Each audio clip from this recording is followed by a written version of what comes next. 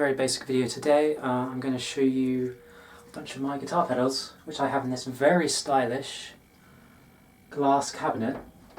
It's like a sort of museum. It's very cool.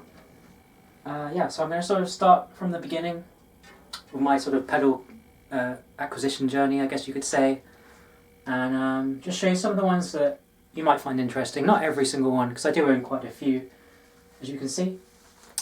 So, my first ever pedal, this, and if you've seen my most influential guitarist video, a bit dusty, you'll know I have this because of Jack White. So of course this is a big part of his sound, you know, the octave up stuff and also the harmony stuff like Blue Orchid and so forth. Really fun. I was really obsessed with it when I first got it. I was just constantly using it non-stop. My poor family had to listen to me making all those like pterodactyl noises. These days I barely use it, but I just can't get rid of it. It's just too important to me and I'm such a sentimental person.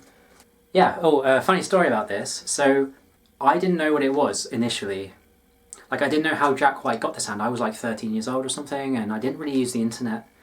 We had a computer in the house, but I didn't really use it. So I basically said to my dad, I showed him a live DVD of the White Stripes playing in Blackpool. And I said, like, I really want to get that sound. Can you help me? Can you look into it? So my poor dad tried his best. He played guitar, but very casually, not like me.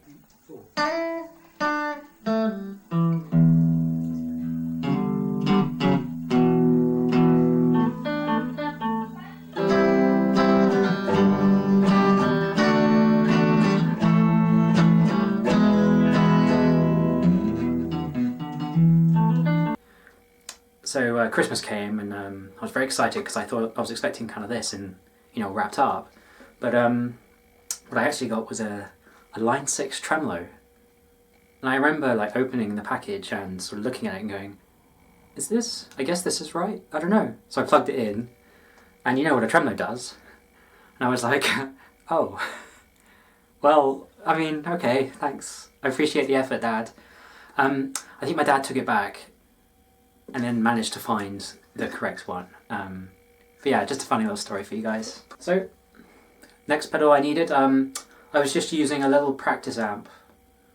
I think it would have been probably a little Marshall, the digital Marshall, I can't remember what they're called, but yeah, little 10 watt, 15 watt or something. And if I wanted to go from the clean channel to the overdrive channel, I'd have to basically use my toe and push the button on the amp. So I wanted a pedal that could do that for me, so I went to a local guitar store, picked out this, the AXL Tube Overdrive, and I didn't even try it in the shop. I just pointed at it and I bought it, and it was like £30 I think, and it's really horrible, it's really bad. But at the time I guess I didn't know any better. It's sort of, I suppose, meant to be a Tube Screamer clone, but it's not. If you run it into a driven amp, it doesn't sound good. I think it's designed to sort of be a standalone overdrive pedal going into a clean amp. Yeah, it has a little like hot and turbo, which basically controls the amount of gain. Yeah, it's really bad, but again, like, I just can't bear to lose it because it's just a part of my history, and I probably wouldn't get much money for it anyway. So yeah, it still works.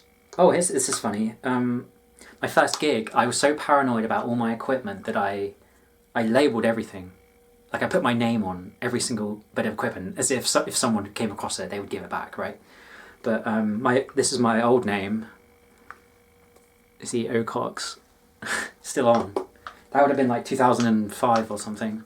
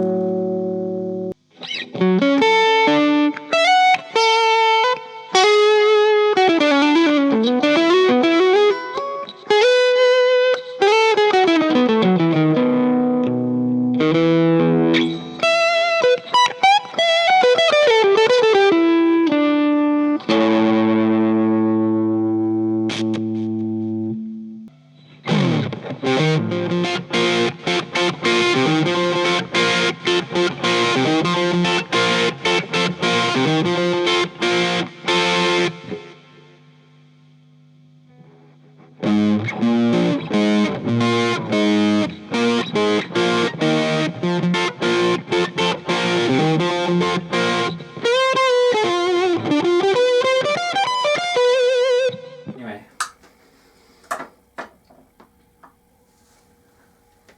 Right, so you obviously know about my Tom Morello phase, and I wanted a delay pedal, DD3, you know all about that, but I also picked up this, a Boss phase shifter, PH3. Really, really great pedal. It doesn't work anymore, I don't know what happened, I just plugged it in one day and it wasn't making any sound. I'm very sad about that. Normally Boss pedals are pretty indestructible, so it's very weird. Anyway, yeah. Great pedal, it's broken, I don't know what to do with it. Can I sell it for parts? I don't know, but I've still got it. So as I was getting more into Eric Johnson, I wanted to get a chorus pedal. This would have been around 2006. And oh, that's the wrong one. There we go. What was I? So yeah, I just went on eBay and I found a really cheap one and I thought it looked cool. So I got this. And again, it's very bad. It sucks all the tone out of your signal. Like the treble just gets completely sucked out. It's noisy. It's bad. Did I mention it's bad? It's bad. And like even just like the font looks really shit. I don't know where it's from. It says made in China, like big surprise there. But oh my god, it still has the original battery in it. Holy shit. So I always used, what do you call it, power supply, but it has the original battery still in its packaging. Anyway, super bad, yeah.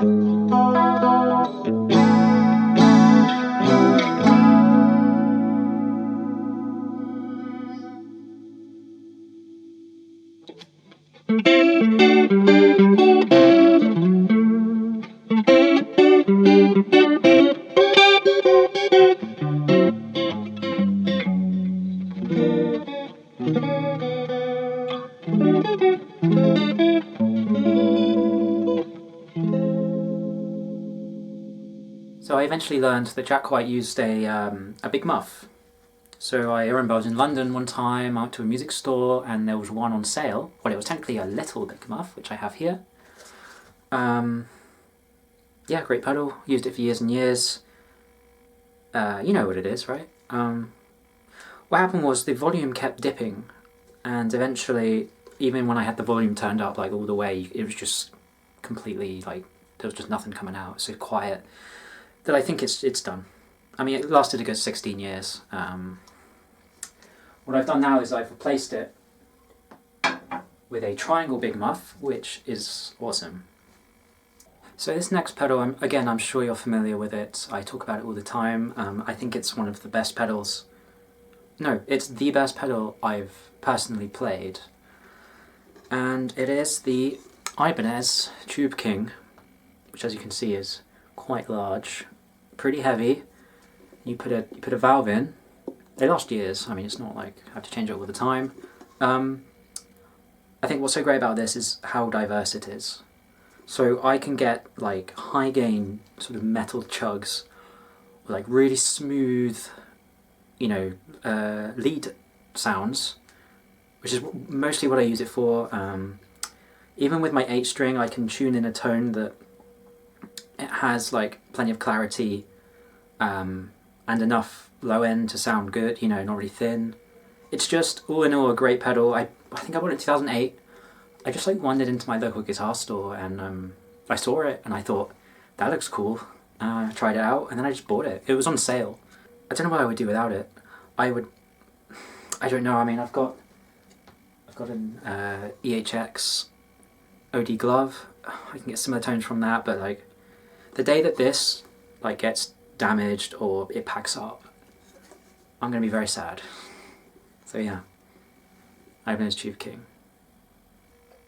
So later on I wanted a better chorus pedal. So I was in a kind of like a pawn shop type thing that we have in the UK, and I noticed they had this chorus pedal, which I thought it looked really cool. It looks like it's sort of an 80s kind of thing. It's plastic, which is, oh, it's okay. Aria chorus, stereo out, that's cool. Bought it for £15, there you go, cash converters, that's what it's called. £15, it's okay, it's better than the other one. I don't really use it much these days. But yeah, Aria chorus. So when I was starting to get into my Matthias Eklund phase, I found a clip of him on YouTube of him playing in France, a like guitar clinic. And he talks about his gear, and included in that is a AMT Fatal Tube. And of course, my dumbass brain was like, oh, if I get that pedal, I'll sound just like him, and I'll be able to do those harmonics and blah, blah, blah. So I found one on eBay, I think it was like £40 maybe. It's okay. It's not great. It's fine. It was pretty good. It was alright. It wasn't great, but it was fine. It's got a lot of control, and it has drive and gain, which is interesting. It doesn't work right now. I think it's the switch. I think if I put a new switch in, it will work again, because it doesn't click. There's no like click. But yeah, made in West Siberia, very cool. And that segues us into the Matthias Eklund signature Freak Guitar pedal, which, I mean, it's ridiculous, it's crazy. It's got 2 valves, it's got two 12AX7 valves inside, which is overkill. Like the amount of gain this thing has is just crazy. Sounds really, really great. I used to use it all the time. Then I stopped using it, and then I think the valves must be busted by now, because I haven't used it for 10 years, maybe 8 years or so. And I don't want to have to buy 2 valves just to see if it works. But very cool. Obviously it needs its own special power supply. It's not just like a 9-volt standard jobby. Very cool looking, very compact. I'm never going to get rid of it, even though I don't use it anymore. Now I'm sure you know all about this ridiculous pedal, the Korg Miku. I had no idea what Miku was. It's some sort of Japanese digital artist thing. I'm not really sure, but basically takes your signal and it converts it to a bunch of like vocal sounds. It's hard to use. The tracking's kind of bad, but you can get some really cool sounds if you pair it with other pedals. Like I've got a envelope filter and like octave stuff. They go for a lot now. I wish I still had the box though, because that adds an extra £100 to it, but I don't know if I want to get rid of it. Maybe I will, maybe I won't. I just love the positioning of the switch. That's got to be intentional, right?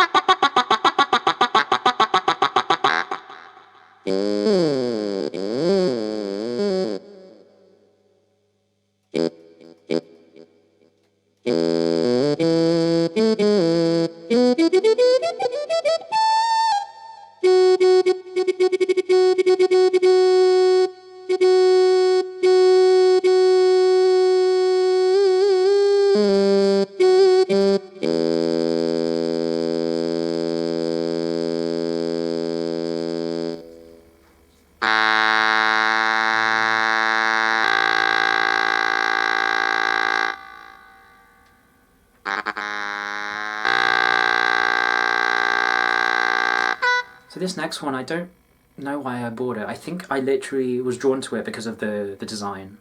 And then when I tried it in the guitar store, I thought it sounded epic, so I just bought it. I don't use it much anymore. Just now and again I plug it in just to see, do I want to keep this or do I want to sell it? And usually I end up keeping it, obviously. But here it is, the Rivera Metal Shaman. It's quite big, quite heavy. A lot of controls. It's got its own noise gate built in. That's pretty cool actually. It's got tremendous gain. It also has a disintegrate button, which just, it adds like gain and treble. It's obviously like a metal pedal, which I kind of play a bit sometimes. I actually used this in my Symphony X video, the Awakenings, and I even ran it through a Stag practice amp because I found I got a better metal tone out of that than my Marshall, which is very interesting, but yeah, pretty cool.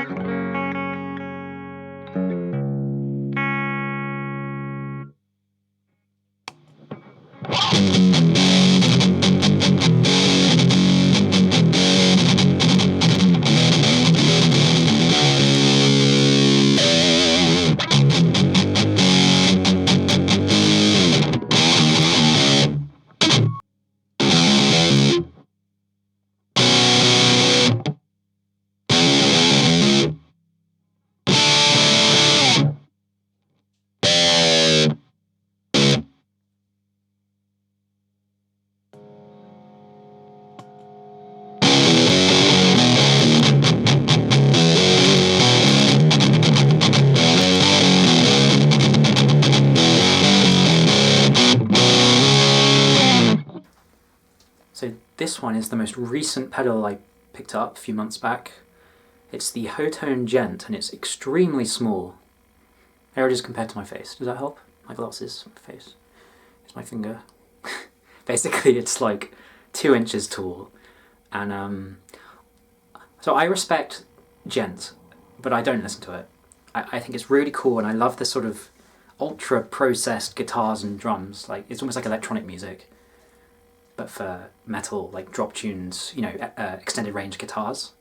And they do some rhythmically complex stuff, which I also really like, but overall I don't listen to it, but I listened to some demos of this and I thought, wow, that sounds incredible. So I picked it up, like £30, very cheap, very small, it's quite heavy, but really awesome pedal. And it's got a knob at the top. It's like so well designed that it uses up like the least amount of space possible. And like the jack goes like all the way through, like almost touching the other side. It's amazing.